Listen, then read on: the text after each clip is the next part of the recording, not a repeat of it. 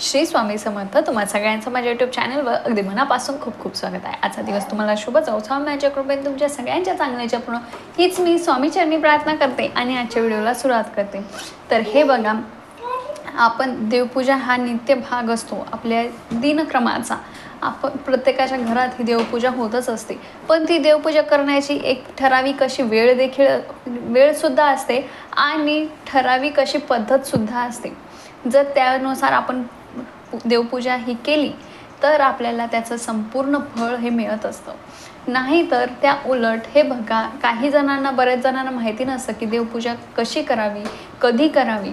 तर ते म्हणजे काही त्यांच्या हातून न कळत अशा चुका होऊन जातात आणि त्यामुळे त्यांना त्यांचं देवपूजा केल्याचं संपूर्ण फळ मिळत नाही. तर देवपूजा कशी करावी, कधी करावी, ही संपूर्ण माहिती आज आपण या व्हिडिओमध्ये बघणार आहोत. तर व्हिडिओ स्किप न करता बघा, म्हणजे तुमच्या मनामध्ये कुठल्याही प्रकारचा डाऊट राहणार नाही. तर चला मग सुरू करूया आपल्या व्हिडिओला. तर हे बघा, देवपूजा ही म्हटली ना की ती सकाळीच असते. अशी कुठलीही नाही, तर काय जणांना काय असतं ना की अगदी 11-12 वाजता किंवा 1-2 वाजता देवपूजा आपल्याला जेव्हा सवड मिळेल जेव्हा अगदी आरामात करत असतात. तर हे बघा, हे पूर्णपणे चुकीचं आहे. जर देवपूजा करायची आहे तर सगळ्यात देवपूजा करण्याचा वेळ ही सगळ्यात चांगली वेळ ही ब्रह्ममुहूर्त असते. ब्रह्ममुहूर्त आपल्याला सगळ्यांनाच माहिती असेल की पहाटे 3 वाजेपासून ते 5:30 वाजेपर्यंत हा ब्रह्ममुहूर्त असतो. 5:30-6 पर्यंत जर आपल्याला तेवढ्या वेळामध्ये जमणार असेल तर आवर्जून आपल्याला त्या वेळेमध्येच ही देवपूजा करायची असते. ब्रह्ममुहूर्तामध्ये का करायची असते? कारण ब्रह्ममुहूर्तामध्ये संपूर्ण आपल्या दैवी शक्ती या जागृत असतात. त्यामुळे आपण या वेळेमध्ये जर देवपूजा केली तर आपल्याला त्याचं पूर्णपणे लवकरात लवकर असं फळ मिळत असतं. हे लक्षात घ्या आणि जास्तीत जास्त फळ मिळत असतं. त्यामुळे आपल्याला देवपूजा ही शक्यतो ही ब्रह्ममुहूर्तामध्ये करायची असते. पण आता प्रत्येक जणाला ब्रह्ममुहूर्तामध्ये करणं, एवढ्या पहाटे उठून करणं शक्य नाही आहे. तर त्यांनी कमीत कमी 9 ते 9:30 वाजेच्या अगोदर आपल्याला देवपूजा करण्याचा आपल्याला प्रयत्न करायचा आहे. हे लक्षात घ्या. अगदी आपल्याला जेव्हा वेळ मिळेल तेव्हा आपल्याला देवपूजा करायची नसते. हे बघा, आपल्याला आपली आंघोळ झाल्यावर शक्यतो ही आंघोळ झाल्या आपण जेव्हा पण शुचिर्भूत असतो, अगदी स्वच्छ कपडे घालून आपल्याला लगेच देवपूजा करून घ्यायची असते. हे लक्षात घ्या. त्यामुळे काय होतं ना की आपल्या घरामध्ये कुठेही आपली लागालाग होत नाही आणि आपली देवपूजा केल्याचं आपल्याला पूर्णपणे फळ मिळत असतं. त्यामुळे आपल्याला लवकरात लवकर 9:30 वाजेच्या अगोदर आपल्याला देवपूजा रोज करण्याचा प्रयत्न करायचा आहे. आता देवपूजा कशी करायची? तर हे बघा, सगळ्यात अगोदर आपल्याला देवपूजा ही आपले देव सगळे तुम्ही ताटामध्ये काढून घ्या. पण ते ताट किंवा तामणामध्ये काढून घ्या. तांब्याच्या ज्या काही डिश असतात, ताटं असतात, त्यामध्ये काढून घ्या आणि संपूर्ण त्याच्या खालचा जो काही परिसर आहे आपल्या देवांच्या खालचा, तो आपल्याला स्वच्छ करायचा असतो. आणि त्यांचे रोजचे जे काही त्यांच्या खाली आपण जे काही कपडे अंथरतो तर ते देखील आपल्याला रोजच्या रोज बदलायचे असतात. हे लक्षात घ्या. आपल्याला ते तसेच ठेवायचे नाहीत. आपण कसं आपले रोज नवीन कपडे बदलत असतो, त्याचप्रमाणे आपल्याला आपल्या देवांचे कपडेसुद्धा रोज बदलायचे आहेत. तर हे बघा, ती जागा स्वच्छ केल्यानंतर आणि ताट घेताना असं घ्या की ते देवपूजेसाठीच राहील. आपल्याला एक ताट हे देवपूजेसाठी स्पेशल करून ठेवायचं आहे. भले तुम्ही ते मोठं ताट घ्या स्टीलचं, किंवा तांबण असलं तर ते देवपूजेलाच कामी येत असतं तर अतिउत्तम आहे. पण तांबण नसेल तर कमीत कमी एक ताट तुम्ही जे कोणतं स्टीलचं करता आहात ते साईडलाच ठेवा आणि ते फक्त आणि फक्त देवपूजेसाठी वगैरे अशाच कामासाठी वापरा. ते खाण्यापिण्यासाठी, जेवणासाठी वापरू नका. हे लक्षात घ्या. कारण काय असतं ना, आपल्या घरामध्ये काही वेळेस विटाळ होतो किंवा काही वेळेस मांसाहार होतो, तर त्यामुळे आपल्या कुठेही लागालाग होत नाही. त्यामुळे आपल्याला शक्यतो ही देवपूजा ही सकाळी उठल्या करायची असते, आंघोळ झाल्या आणि त्याचे जे काही ताटं किंवा ते देवपूजेचे काही वस्त्र आहेत ते आपल्याला साईडलाच ठेवायचे आहेत. हे लक्षात घ्या. जेव्हा आपण देव काढणार आहोत त्यानंतर आपल्याला स्वच्छ तिथली जागा करून त्यावर पुन्हा नवीन जे काही वस्त्र आहेत, नवीन वस्त्र म्हणजे काय, तुम्ही 1 दिवसाआड म्हणजे काल धुतलेले वस्त्र आज वापरू शकता आज धुतलेले उद्या वापरू शकता. अशा प्रकारे आपल्याला त्यावर नवीन वस्त्र अंथरून मग आपल्याला देवपूजेला सुरुवात करायची असते. बरोबर देवपूजा करण्याच्या अगोदर आपल्याला दिवा आणि अगरबत्ती आपल्याला लावायची आहे. ते लावायला आपल्याला विसरायचं नाही. हे बघा, कारण देवपूजा करताना किंवा कुठलीही सेवा करताना आपल्याला सगळ्यात अगोदर दिवा लावायचा असतो. कारण का, तर हे बघा, आपण जी काही सेवा करतो आहे, हे मी तुम्हाला अगोदर देखील सांगितले आणि या व्हिडिओमध्ये पुन्हा सांगते आहे. तर आपण जी काही सेवा करतो आहे त्या सर्व सेवेला हा अग्निसाक्षी असतो. जी काही देवपूजा करतो आहे त्याला अग्निदेव आपले साक्षी असतात. त्यामुळे आपल्याला सगळ्यात अगोदर हे दिवा लावायचा असतो. त्यामुळे आपल्याला अगोदर दिवा लावायचा आहे, नंतर आपल्या देवपूजेला सुरुवात करायची आहे. त्यानंतर हे बघा, आपले वस्त्र अंथरून झाल्यावर आपल्याला सगळ्यात अगोदर शंख आणि घंटीची पूजा करायची असते. आपल्या शंखामध्ये आपल्याला शंख स्वच्छ धुवून त्यामध्ये पुन्हा पाणी भरून आपल्याला आपल्या उजव्या हाताला शंख ठेवायचा असतो आणि घंटीसुद्धा आपल्याला पूर्ण स्वच्छ करून धुवून वगैरे आपल्या डाव्या हाताला ठेवायची असते. हे लक्षात घ्या. आणि त्यानंतर आपल्याला जे काही आपल्या देवघरामधील फोटो मूर्ती असतील त्यांची आपल्याला पूजा करायची असते. तर त्यांचीच आपल्याला अभिषेक घालून तुम्ही पाण्याने घाला, पंचामृताने घाला. आता पंचामृताने घालणं ज्यांना शक्य होतं ते आवर्जून ते घालतातच, पण आता प्रत्येकाला रोजची धावपळ असते. त्यामुळे देवपूजा करायला आपल्याला पंचामृताने वगैरे एवढा अभिषेक घालणं शक्य नसतं, तर त्यांनी साधा देवपूजा ही पाण्याने केली तरी देखील चालेल. फक्त काही ठराविक दिवस आहे किंवा सणावाराला पंचामृताने घातली तरी देखील चालते, त्यामध्ये काहीही हरकत नाही.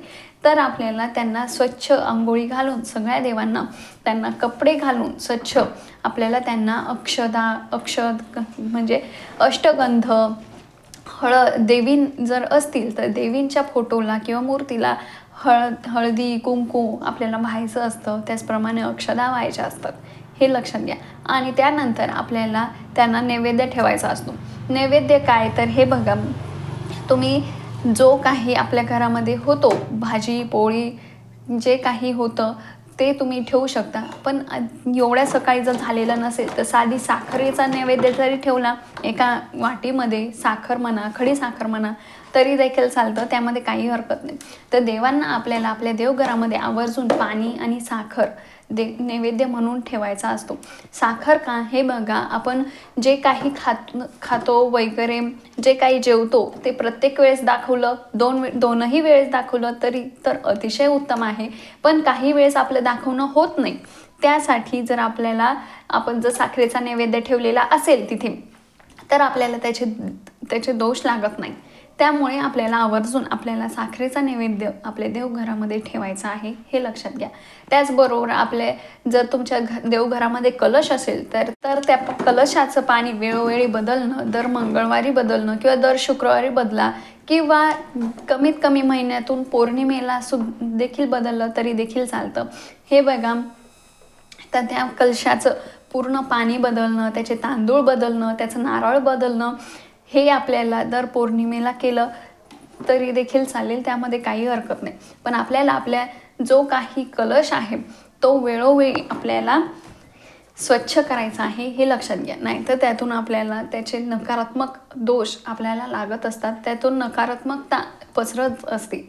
त्यामुळे आपल्याला याची देखील काळजी घ्यायची आहे. त्याचबरोबर हे बघा, तुम्ही देवपूजा हे तुम्ही घासण्यासाठी पंचामृताचा वापर करू शकता किंवा हळदीचा वापर तुम्ही देव घासण्यासाठी करू शकता. त्यामुळे देखील देव हे लवकर चकाकतात. हे बघा, जे काही बाजारात येतात ते लिक्विड वगैरे देव लवकर चकाकतात पण लवकर खराब सुद्धा होतात. 1-2 दिवसात लगेच ते खराब होऊन जातात जशाला तसे. त्यामुळे आपण जर पंचामृताने किंवा हळदीने त्यांना धुतलं तर त्यांची जी काही चकाकी आहे ती जास्त वेळ टिकून राहते. त्यामुळे आपल्याला दर अमावस्येला म्हणा, असे महिन्यातून एकदा तरी आपल्याला देव आपले हे स्वच्छ हे पंचामृताने किंवा हळदीने आपल्याला धुवायचे असतात. हे लक्षात घ्या. त्याचबरोबर हे बघा, देवपूजा करताना तुम्हाला जे कुठले आवडत असतील मंत्र स्तोत्र त्याचं तुम्ही पठण करू शकता, ते वाचू शकता, किंवा ज्या कुठल्या पोथी तुम्ही नित्य सेवा ज्या करत असाल त्या वाचू शकता. आणि त्यानंतर आपल्याला तुपाचा दिवा लावून आपल्याला आरती करायची असते. संपूर्ण स्तोत्र मंत्र झाल्यानंतर हे बघा, मी माझी देवपूजा करताना मी काय स्तोत्र मंत्र पठण करते हे जर तुम्हाला पाहिजे असेल तर मला नक्की कमेंट बॉक्समध्ये सांगा. मी त्यावर नक्की एक व्हिडिओ करून घेऊन येईल. तर असे स्तोत्र मंत्र जे काही आपल्याला आवडत असतील ते आपल्याला म्हणून देवपूजा करायची असते आणि त्यानंतर सगळ्यात शेवटी आपल्याला आरती करायची असते. आरती ही आपल्या आराध्य देवताची तुम्ही करू शकता, कुलदेवताची करू शकता. आपल्याला ज्या कुठल्या देवाची म्हणजे आपल्याला ज्या कुठल्या देवाची आवडत असेल त्या देवाची आपण आरती करू शकता. जर नाही तर आपल्या नित्यसेवेच्या पुस्तकामध्ये तुम्ही बघू शकता की कुठल्या दिवशी कुठली आरती करायची, त्यानुसार देखील तुम्ही केली तरी देखील चालेल, त्यामध्ये काही हरकत नाही. तर अशा प्रकारे आपल्याला रोजची देवपूजा ही करायची असते. त्याचबरोबर हे बघा, तुळशी मातेची देखील आपल्याला नित्यनियमाने रोजच्या रोज पूजा करायची असते.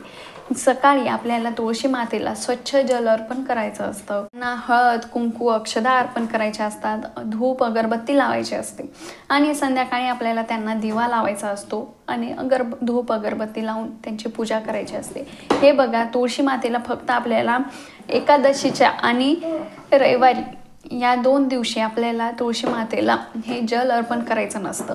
कारण काय तर हे बघा, असं म्हटलं जातं की या दिवशी तुळशी मातेचा उपवास असतो, त्यामुळे आपल्याला हे 2 दिवस तुळशी मातेला जल अर्पण करायचं नाही आहे.